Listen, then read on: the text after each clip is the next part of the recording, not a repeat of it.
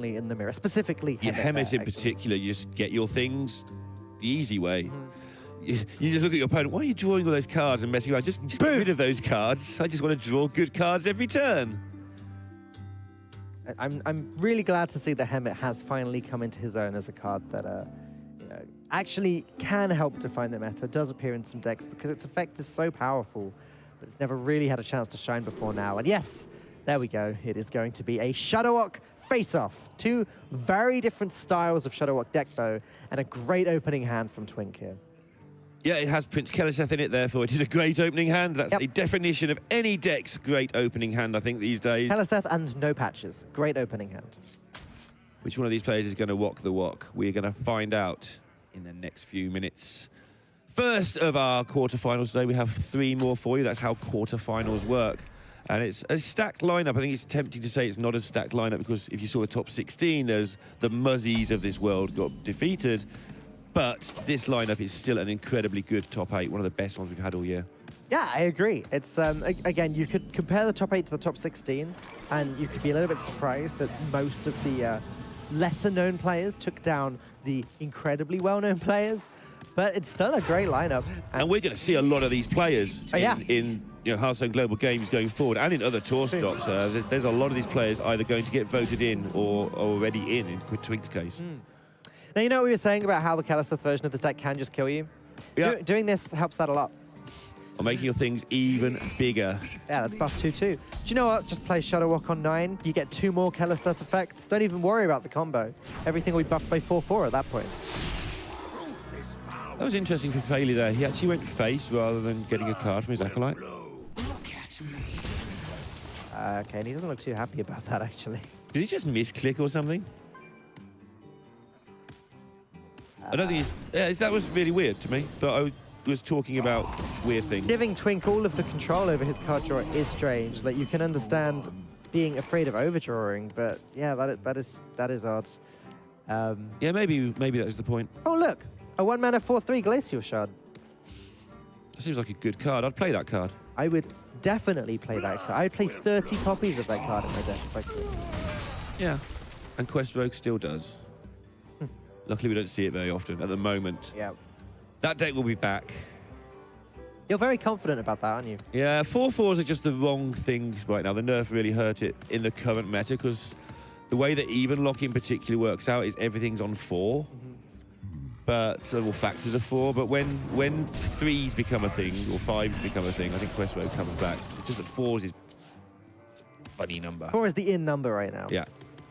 I mean, I'm wording it really badly, but that is a thing with Hearthstone, which is why people predict cards badly in reviews, because sometimes a card is just the right card for a job, but you don't know what the job is until you've seen a whole meta form. Earthshock pretty nice at dealing with 1-mana 4/3s, actually. Pretty good. And Twink is obviously and naturally behind on the cards. Yeah, the game's going to slow down a little bit now, but Twink, as you said, he's struggling because, yeah, he's just not had any of the card draw mechanics that Failey has. If he draws one single Acolyte of Pain, suddenly that's a 3-mana, 3/5? Yeah, I mean, every minion he draws is just a giant threat from this point on. Mana-Tide Totems are also looking great. They're 3-mana 2/5s that draw a card every turn. There are a lot of good things he can draw, but he needs to get one of them. Yeah, and I mean, Failey's deck is designed to live quite a while, not necessarily against 3-mana 3/5 things that refill your opponent's hand. Yeah. But you know, that is the thing it does well. The thing that Twink's deck does well is find Hemet. Hemet? No. That's not what he wants. That is like arguably the worst card that he could have drawn right now. Yeah. And Failey, the way it's going, even though Twink has the Keleseth advantage, Failey has very versatile options in hand right now. His hand's nowhere near as dire as it was last game. He's got Life Drinker and the Chain Gang in hand already. He can buy some time with Hagatha. The danger there with Hagatha in this particular build is your hand gets too full and becomes awkward. But he has plenty of options, and look, he's the one who's actually getting the board control, despite the fact that Twink is the one with the double Keleseth action. Okay, well, there's a Mana-Tide Totem now. That's going to do some work. Spell damage would have been ideal, as Twink almost definitely wants to clear this whole board. Needs to get that 3 on the life drinker. Yeah, see if he can get it. Oh.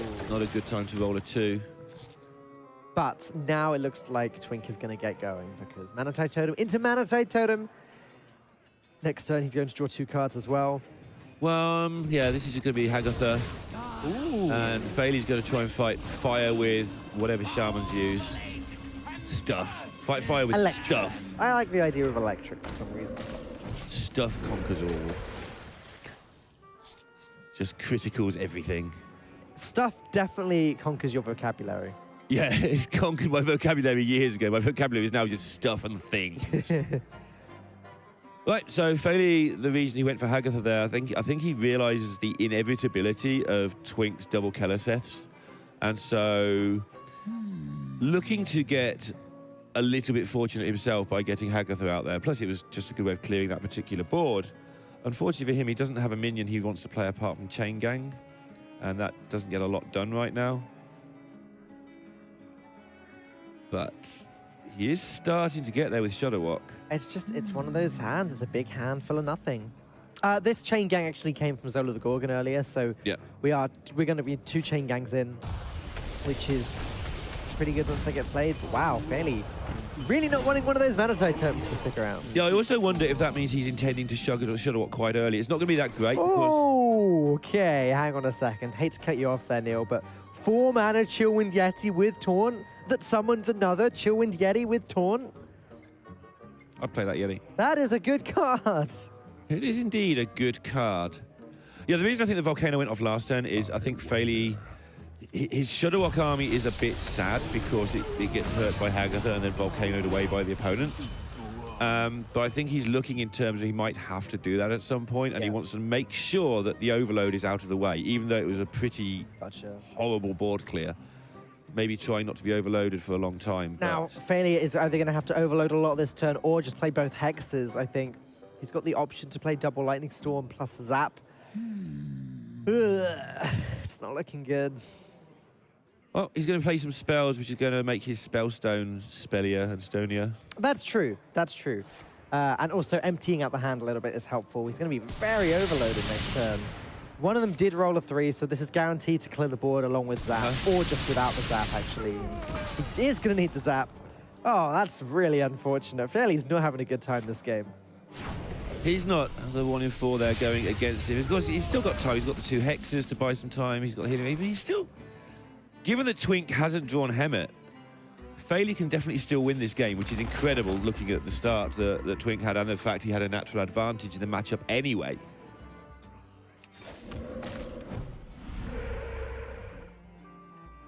Glacier Shard not what he will have wanted from the far side there.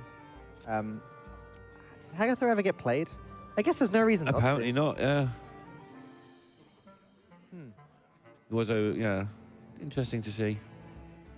Hagatha can be just a pain if you think you're close to completing everything. Yeah, it can definitely spam up your hand full of junk. Yeah. Don't use my words. Sorry. You were going for stuff there. Sorry. Hagatha's just a big old doofus. Nice. Oh my goodness, my vocabulary has finally just ruined everybody else's casting as well as mine. So, Fairly still firmly in the back seat, but yeah, with Shudderwock there, with Chain Gangs having played with life, he's played some things that are handy. He's got a chance to get this going at some point. He's getting there. It's not like Twink's drawn all that many more cards than Fairly has, and with no Hemet drawn, Twink's not getting there anytime fast. I really don't see why Twink wouldn't play the Hagatha this turn. It's just, he's not really got anything better apart from just dropping Glacial Shard and spending 0 mana this turn. At least Hagatha clears up Fairly's board and sets him up to get some spells and things later. No, he's just going to Hero Power, Glacial Shard, pass. One thing I think we can say about Twink, if he's the Danish anchor, is he's used to these long grinds, which DreamHack can be when you get this deep. You know, he hasn't got any points that I can see from tour stops this season, unless he's picked up some top 32s, only top 16s. And he has got a 61% record, so maybe he has picked up bits and pieces. So he's had some ladder finishes. And so He'll be very solid in these long days. Like, it's pretty early for the guys here after 2 long days of Swiss top 16. It is, actually. Today is the earliest start that we've had of the tournament this weekend, and I'm sure the players will be feeling that a little bit. They'll have gotten as much sleep as they can last night after accepting the excitement of getting into top 8. Yeah, I'm sure Green Sheep would be delighted to be on last. He was shattered last night. And he's never been a morning person anyway. So, Green Sheep being in the 4th match. They'll have spent the night and the morning studying each other's deck lists as Fairly summons all of the frozen gluttonous ooze he possibly can. And this is where Hagatha has got to be played, surely. Looks like a perfect fit for the turn. Storm is fine too. But he is trying desperately. Yeah, I think the Storm might be more like it. Yeah, he just doesn't want to play it. Okay. Yeah. When Delay was learning this deck, he was learning it with purple. And he had a Hagatha in his hand. And his instincts, Delay's instincts are superb. But he has to try everything out to make sure his instincts are right. And he had Hagatha in his hand like the 1st or 2nd game. He's like, don't want to play this, it's going to clutter my hand. And Purple says, just play it, it'll be fine. And Purple's just always causing trouble. I'm sure he knew it wasn't going to be fine. Right. And Delay ended up losing because his hand size was just 10. It was a hand a bit like this. So Purple's like, you'll find a way to dump your hand, it'll be okay. And Hagatha just doesn't let you dump your hand. Yeah. It's just peculiar to me. I guess Fairly played it because he felt as though he's behind with his version of the deck. I don't know. But Twink is very clearly going out of his way not to play Hagatha. Maybe he does think it will mess up his combo at the end of the game too much. There are things that can go wrong. Hagatha blowing up Shadowwalk. Yeah, first of all, it fills your hand. Yeah, like you say, it either blows up Shadowwalk or makes Shadowwalks 6-3s when you can just win with them being 6-6s. Yeah. That can be awkward if you're just going for 1 turn when you fill the board up. 3 or 4 Shadowwalks is just out of Volcano range. But if they're only 6-3 Shadowwalks, pew, pew, pew, pew, pew, lava in the face and the Shadowwalk's not happy.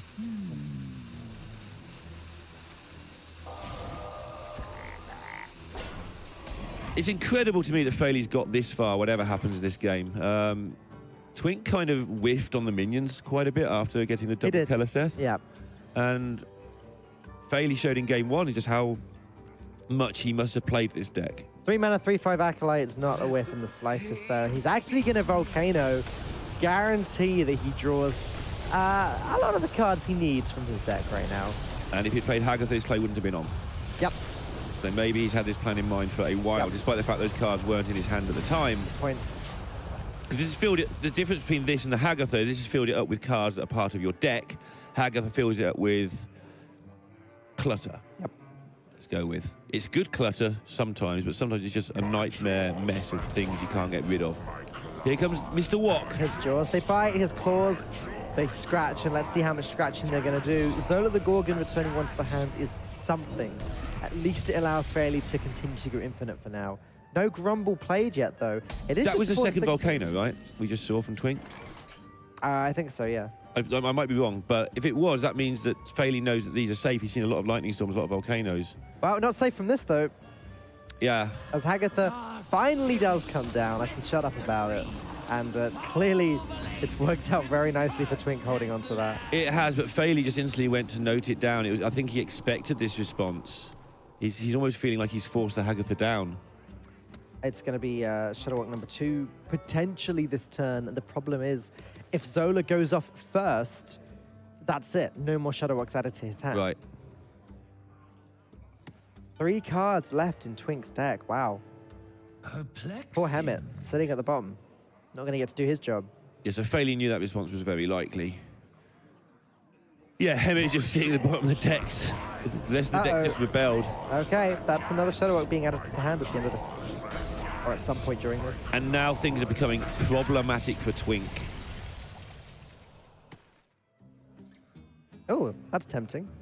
It really is. Just evolve a 6/3 into either an 8/8 or a 12/12. He's going to do it. I think he's just checking there's no like disaster option, like the equivalent of Doomsayer. Well, we know what the 10 mana cards are from Spiteful Druid. That shouldn't be too hard math to check out. It's an 8/8 or a 12/12 untargetable. We're all good. There's Hemet. Do that thing you do, Hemet. Make the deck better. Hemet's not very good sometimes. Follow up one card in the deck. Or none, actually. Like, I think there's still a Life Drinker in there and potentially another expensive card. Poor Hemet. No love. But he has a great part in the tutorial, so he's fine. It is really looking like Faily's going to take his second win. Oh, I guess the biggest issue with playing Unstable Evolution is if his board survives, Zola doesn't necessarily return a Shadow Walk to the hand. It could return that. Could return Tyrantus, which sounds great, but it's very slow in this battle of who can Shadow Walk the other one to death quickest. And this is just a realistic threat now. This is why Shadow Walk's not a true combo deck. Yeah. It's a weird combo deck. Incredibly powerful card. Okay, well. Yeah. Isn't that just lethal? I don't know. If 2 Life Drinkers had been played, then this is definitely lethal. Right. If 1 Life Drink has been played, I'm pretty sure it's still lethal. So Twink's on 25, which I suspect means only 1's been played from last turn. Otherwise it'd be lower than that, I think. With 1, you just do it anyway, right? And find out. I mean, he could even just trade a Shadow Walk in and go face with 6 if he was concerned. So I would be, with Lava Burst as well, I'd be very surprised. Oh, sorry. No, of course. I forgot the Grumble cost 6 mana at the start of this turn. Right. All right, slow down a little bit there. He needs the double. Yeah. It's fine.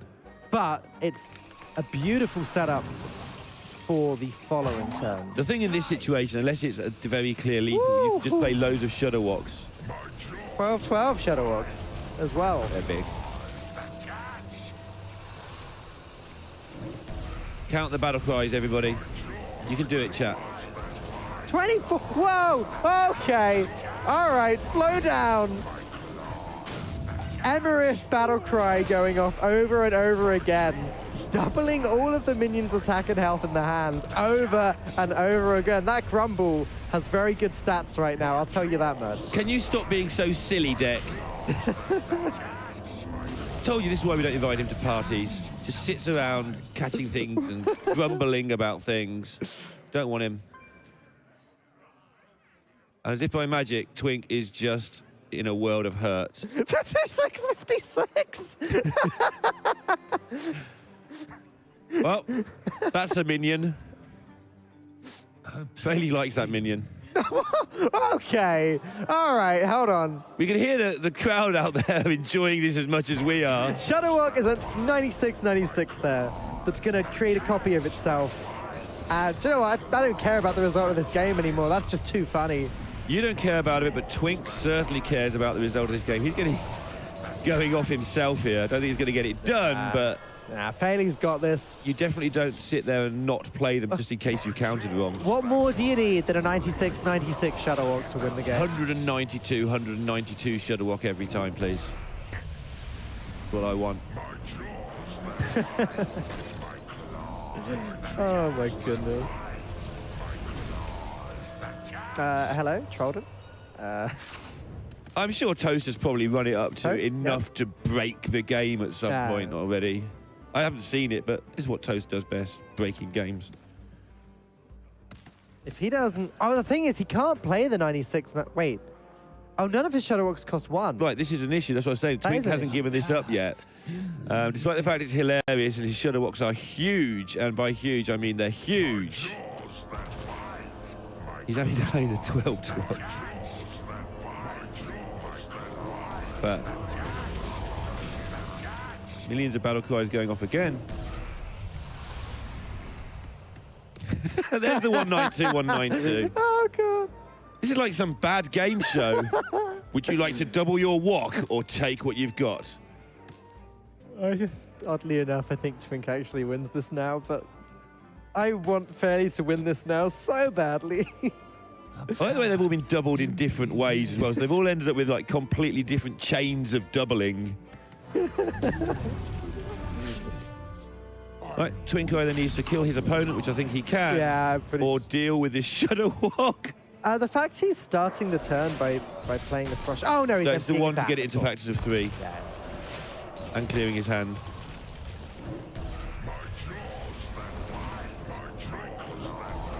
Yeah, Keleseth just didn't keep up in terms of doubling things.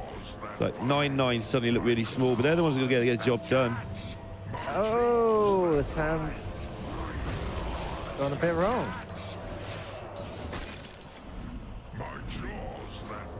This hand has gone very wrong. That's not what you want your Shadowwalk to do. Grumble going off last after the Zolas. Filled up the hand. He's only got 9 mana ones now. And we're back with Fairly in the driving seat. This is the second Shadowwalk mirror I've cast in this event, and both of them have gone like this, where you just think one person's won, and then something weird happens with the ordering. Hexing this can cause Fairly some disasters, though, as if Zola goes off first now, he ends up with the Frog in his hand. Or Grumble even going off first would have the same effect. However, Fairly does now have 2 1-mana Shadowwalks in his hand. It's unlikely that this goes wrong, but at this point, Lorinda, I don't want to say anything for certain. I just feel like I'm watching Yogg, even though this is actually far more predetermined than Yogg at this Grumble, point. Zola, Grumble all just went off one by one before Saronite was played there. So it's a good job he has the second one to back up with. Can you show us how much attack that Shadowwalk has now? It's not a lot. Again, Grumble not going off. No, there's only 9 mana ones in the hand again. This is ridiculous. But Twink doesn't even have a good starting point this next turn. Like last time, he started with 2 1s in his hand. But Fairly won't the following turn either. But bit by bit, Twink is starting to lose in fatigue. Okay. Each time this happens, each iteration, it just means Fairly's in a slightly better spot. Fairly also has that lava nonsense if it comes to it. That's true. That extra little bit of burst damage could just end the game at some point. Problem is, he can't play it on the same turn as he plays Shadowwalk next turn. Right, he's trying to set up next turn, so he's going to heal up to 30, I think, here. Yeah. The Shadowwalks are dealing more damage than the Lava Burst is. Sure. That one's definitely going to deal some damage. Wait, hang on. I think that was Wild Pyromancer with several hundred attack there. Why not? 384 points of stuff. Okay. All right. But Wild Pyromancer always blows itself up. Yeah, 250 spells later, maybe. I can't cast this one anymore. Good job he hasn't got an Acolyte of Pain in play. He could do like 400 cards. Oh, Grumble going off first again. What a disaster. Neither of these Shadowwalks actually want to win the game. He's going to have to... They just want to catch things, Dan. Twink has to Earthshock this, and it looks like... Well, yeah, with Lava Burst, he is now going to be dead regardless. Fairly, take this one away. I don't even know what I just watched. Show us how much attack the Shadowwalk has. Fairly! No! Fairly! Twink goes 2-0 down at the end of one of the most ridiculous games of Hearthstone I have ever seen. But it's still serious business for the playoffs. Fairly's allowing himself a bit of a, okay, just forget that just ever happened and move on with your life moment. But hilarious though that was, he's going to save the enjoyment for later in the day and get himself refocused for game number 3.